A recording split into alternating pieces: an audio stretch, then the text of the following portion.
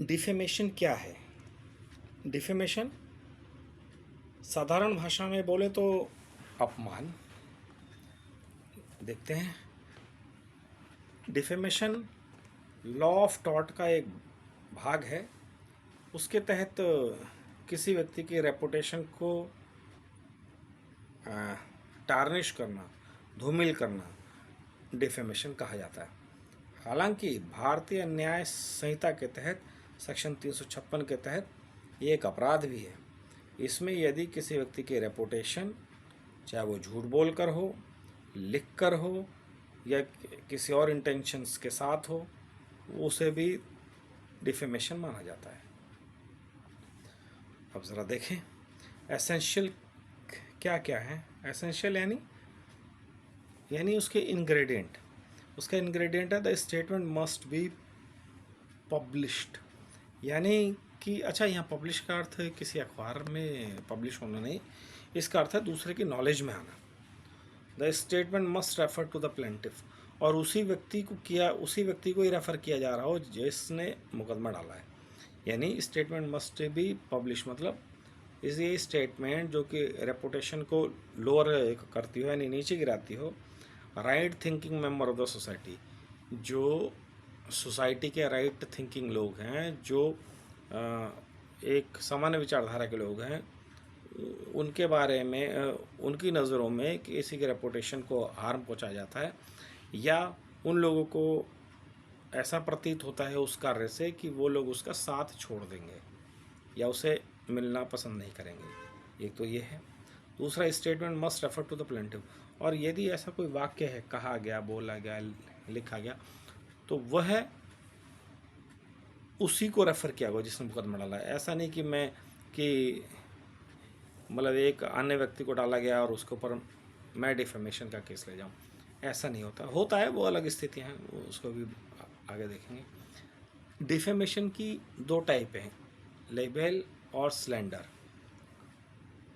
इसे लिबेल कहते हैं, लाइबेल कहते हैं, आपकी इच्छा, जो भी प्रोनाउंस करें। Libel is a defamatory statement that has been published in written form. Libel और लिबेल रिटन फॉर्म होती है, स्लैंडर स्पोकन फॉर्म होती है। देखते हैं लिबेल में क्या है। If someone writes for publication और डिफेमेटरी स्टेटमेंट, ऐसी डिफेमेटरी स्टेटमेंट है इसमें उसकी इमेज सीरियसली डैमेज्ड होती है, तो स्टेटमेंट फॉल्स है। And that person is identified in print even without a name, then libel charge can also be broad. ज़रूरी नहीं है उस व्यक्ति का नाम ही लिखा जाए, उसको अगर जो इंडिकेट करते हुए भी बोला गया तो भी लेबल है। Slander refer to the statement that is defamatory but is present in public in verbal form.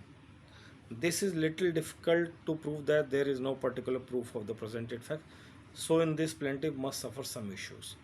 कुछ होना चाहिए, वर्बल फॉर्म में कहा गया है तो उसको प्रूव करना भी बड़ा मुश्किल होता है। भाई ऐसा ज़रूरत तो नहीं हर किसी के पास कुछ ऐसा रिकॉर्डिंग सिस्टम हो, तो ऐसा प्रूव कि भाई इसी ने इसके बारे में ही बोला है और वही बोला है, तो ये आसान नहीं है।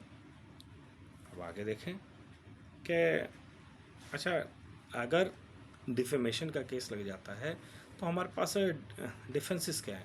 डिफेंसेस ये हैं कि जस्टिफिकेशन ऑफ ट्रूथ, जी मैंने सत्य बोला है, if it was a true account about that person then nothing can be called as a defamation. अर्थात मैंने एक व्यक्ति के बारे में मान लीजिए बोला कि यह आदमी तो बदमाश है, तो अगर वो वाकई सत्य है, वो आदमी आदतन अपराधी रह चुका है, उसका केस वेस है, तो ये जस्टिफिकेशन ऑफ ट्रूथ है, मैंने कोई झूठ बोला नहीं, तो है।